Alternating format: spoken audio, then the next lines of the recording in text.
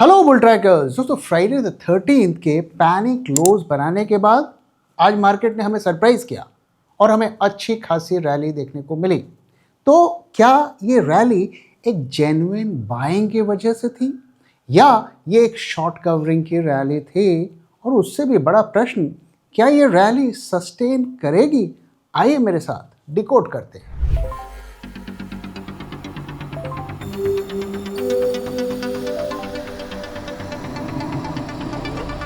जब मार्केट की हो बात, बेटर आस्क बुल ट्रैक।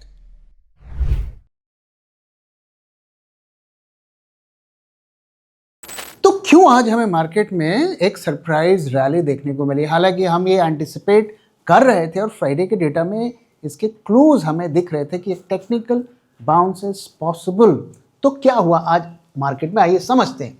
तो हम जानते हैं कि आईटी सेक्टर में लगातार वीकनेस देखने को मिल रही है और एआई का इम्पैक्ट वहाँ देखने को मिल रहा है और वहाँ से जो है थोड़ा ऐसा लग रहा है कि सेक्टर रोटेशन हो रहा है और फंड्स निकलकर बैंकिंग सेक्टर में आ रहा है। सो आईटी टू बैंकिंग रोटेशन होता हुआ दिख रहा है मार्केट पे। हालांकि आज एआई के स्टॉक्स में मामूली हमें रिकवरी देखने को मिली। लगभग सभी बड़े स्टॉक्स में अगर हम टेकम को छोड़ दें तो 1% से कम के राइज वहाँ देखने को मिले। लेकिन बैंकिंग सेक्टर में अगर आप देखेंगे तो बहुत अच्छी रैली देखने को मिली।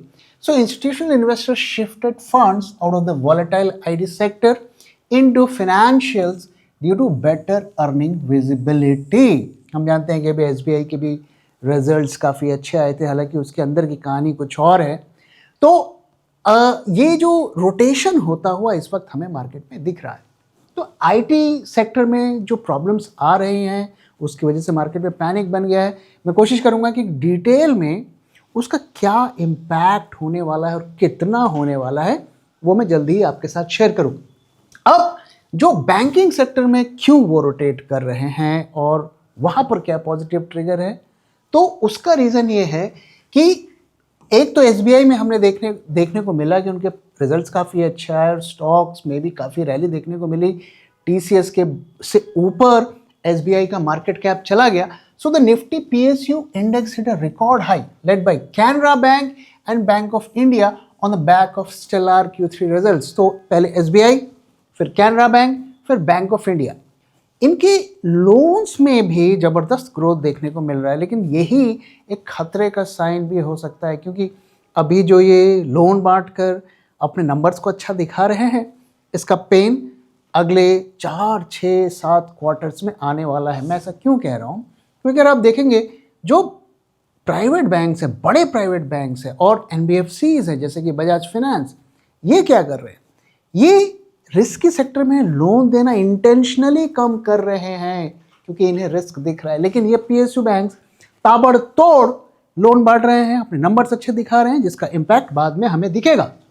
और साथ में जो आज के लिए एक ट्रिगर था पीएसयू बैंक्स के लिए खास करके, वो क्या था कि news of the in principle approval for the PFC and REC, power finance corporation and rural electrification corporation, जो पीएसयूज हैं, इनके मर्जर की इन प्रिंसिपल एग्रीमेंट हो गई। So the merger also boosted sentiments for state-owned financial institution as it signals the creation of a massive global scale power financier। तो ये क्या indicate कर रहा है? ये इंडिकेट कर रहा है कि ये जो मर्जर और कंसोलिडेशन की बात हो रही है ये पीएसयू में भी जल्दी ही हो सकती है। और इसके बारे में ये कोई ओपन सीक्रेट है, ये तो सबको पता है कि ये होना है। It's not a question of if, it's a question of when. So इन कारणों से जो बैंकिंग फाइनेंस खास करके पीएसयू कंपनीज है वहाँ पर तेजी देखने को मिली और उसका इम्पैक्ट मार्केट में देखने को भी मिला। और साथ में आईटी सेक्टर में भी थोड़ी जो है रिकवरी होती हुई दिखी। लगभग जैसा कि मैंने कहा मेजॉरिटी ऑफ आईटी स्टॉक्स आज ग्रीन में क्लोज हुए, तो इसका इम्पैक्ट मार्केट में दिखा और सेंटिमेंट्स में बदलाव होता हुआ दिखा। लेकिन एक सेक्टर है जिसमें वापस से पैनिक आता हुआ दिख रहा है और वो है जो ब्रोकरेज की जो कंपनीज हैं। उसका रीज़न क्या है? पहले आइए देखते हैं कि उसका इम्पैक्ट क्या है। बीएसई में करीब 8% से ज़्यादा की गिरावट देखने को मिली। एंजल भी 5% से ज़्यादा डाउन रहा। ग्रो भी करीब 2% से ज़्यादा डाउन था और they crashed after the RBI tightened rules on bank funding for prop trading. तो जो फंडिंग वगैरह जो दिया जाता था उस पर आरबीआई ने टाइट कर दिया। तो इसको अगर आसान भाषा में देखें तो जो मार्केट में इजी मनी अवेलेबल था, जो लेवरेजिंग यूज़ करके लोग मार्केट में पैसा लगाते थे, वो बंद होने वाला है। तो आरबीआई ऐसा क्यों कर रहा है? क्योंकि उसे बैंकिंग सिस्टम में रिस्क आता हुआ दिख रहा है, क्योंकि आरबीआई को डर है कि अगर बाजार धड़ाम से गिर गया और जो लोगों ने बैंक से लोन लेकर पैसे लगाए हुए हैं तो उन बैंकों का क्या होगा? बैंक्स ऑलरेडी काफ़ी बुरे दौर से गुजर रहे हैं। So margin pressure, new RBI norms require 100% cash collateral for certain capital market exposures which is expected to raise cost and lower trading volumes. तो वॉल्यूम को इम्पैक्ट करेगा और इनके मार्जिन्स को भी इम्पैक्ट करेगा। तो इस वक्त अगर आप देखें कि मार्केट में ये सारा सेक्टर नेगेटिव में है, अगर आप देखिए आईटी सेक्टर प्रेशर में है, और जो भी सेक्टर चल रहे हैं, फॉर एग्जांपल पीएसयू, वो स्पेकुलेशन न्यूज़ के बेसिस पर चल रहे हैं, ना कि अपने परफॉर्मेंस के बेसिस पर चल रहे हैं। तो ओवरऑल मार्केट में इस वक्त कोई भी मेजर सेक्टर में ग्रोथ होती है हमें नहीं दिख रही है।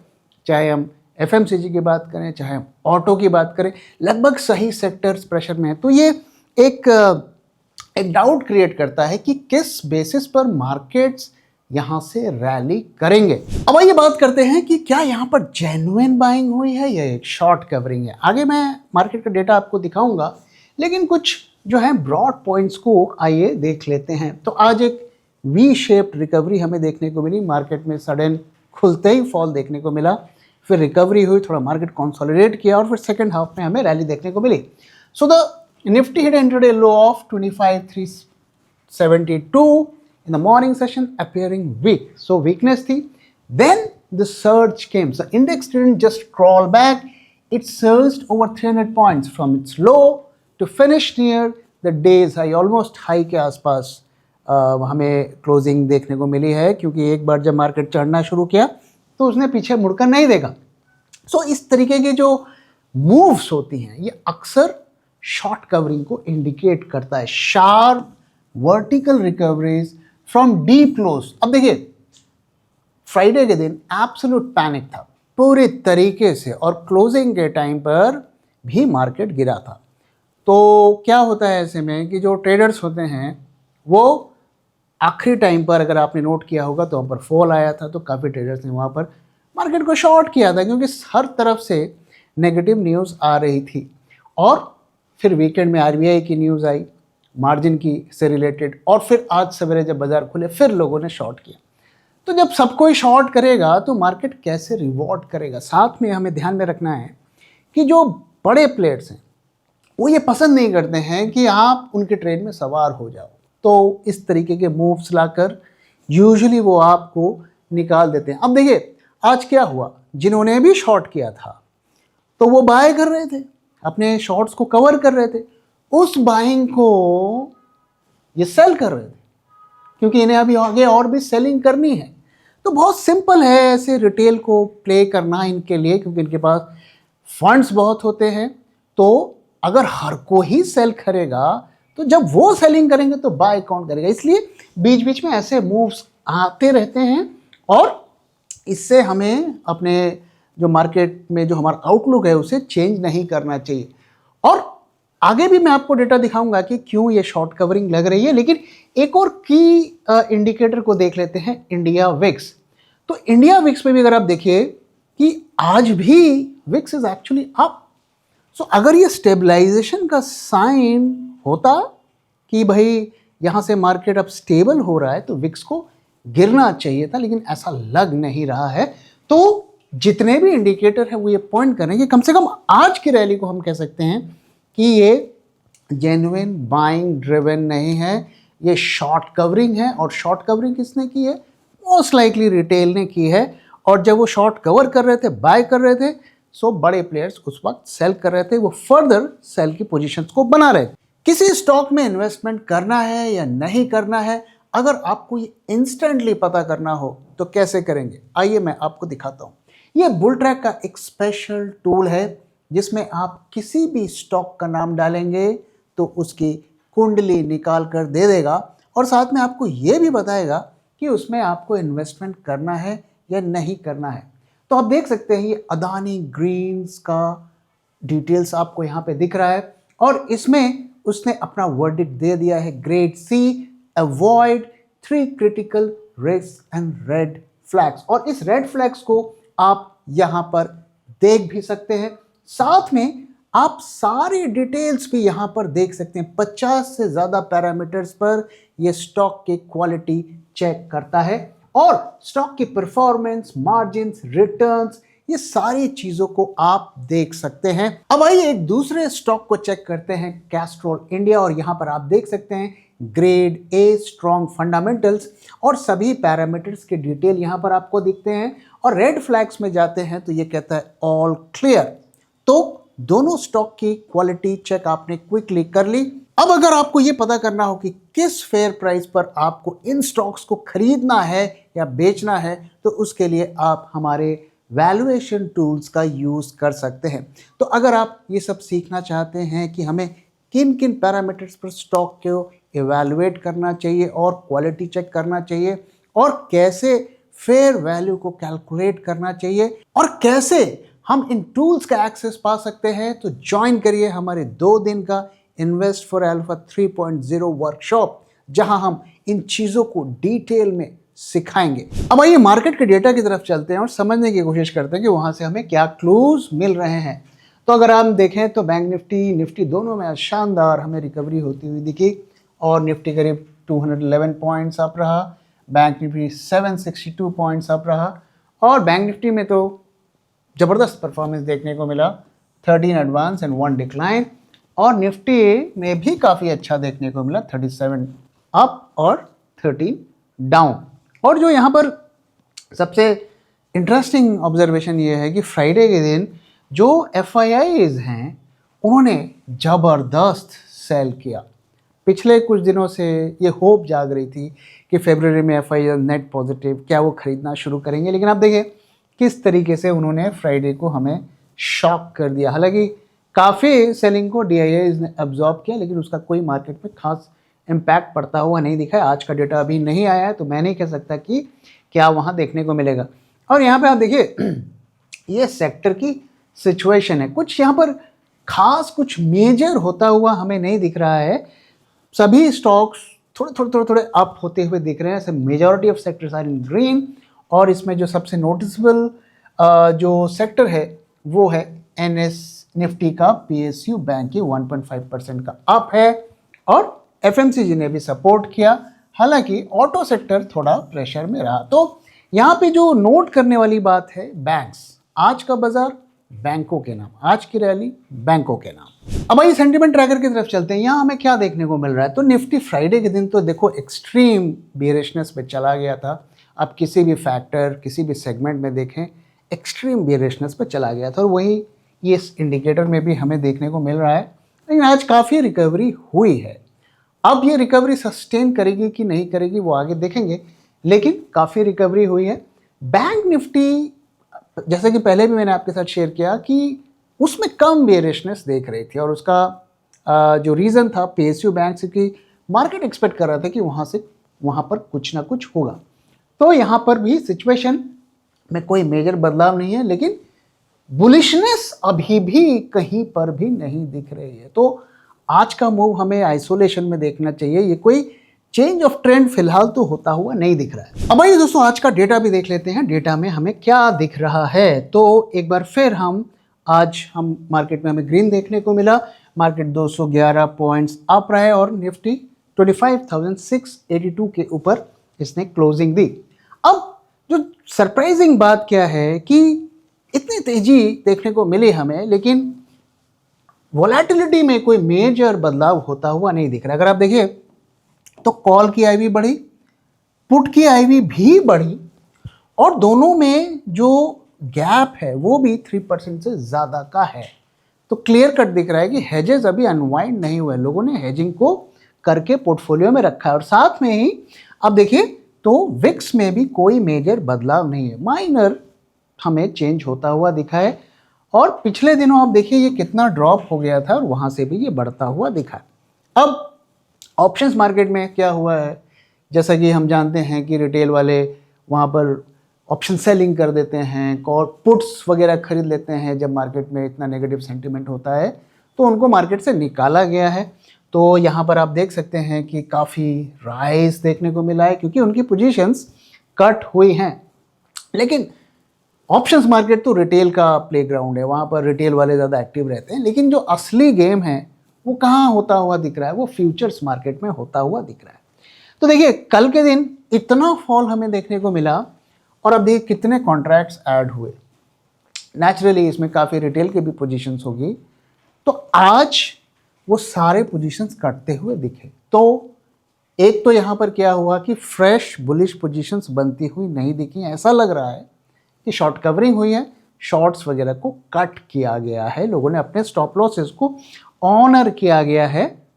और ये जो आपको एक्सट्रीम प्रीमियम में जो ड्रॉप देखने को मिला था, आज उसकी रिकवरी हुई है। ओके, काफ़ी अच्छी रिकवरी हुई है, लेकिन दरअसल ये रिकवरी इसको मैं नहीं मान रहा हूँ। क्यों? क्योंकि ये ड्रॉप बहुत ज़्यादा कम था। अभी देखिए हम ये मंथ इस एक्सपायरी को अगले 6-7 दिनों में ख़त्म करने वाले हैं, और ऑप्शंस अगर फ्यूचर्स के जो कैलकुलेशन आप करेंगे प्रीमियम का, उसका एस्टिमेट करेंगे, उसकी फेयर वैल्यू कैलकुलेट करेंगे, तो ये प्रीमियम 65 के आसपास होना चाहिए। 20 पॉइंट्स प्रीमियम कम है। क्यों कम है?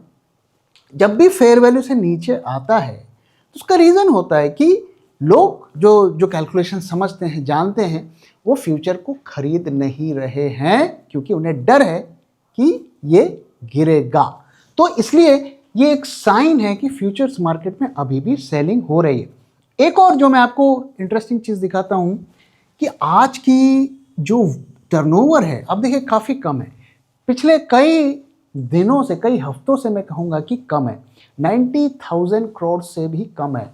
सो वंस अगेन ये बाइंग हैंडफुल स्टॉक में हुई है और बहुत ज़्यादा भी नहीं हुई है, इसलिए आज के रैली को हमें आइसोलेशन में देखना चाहिए। एडवांस डिक्लाइन भी अब देखिए कोई बहुत अच्छा नहीं है।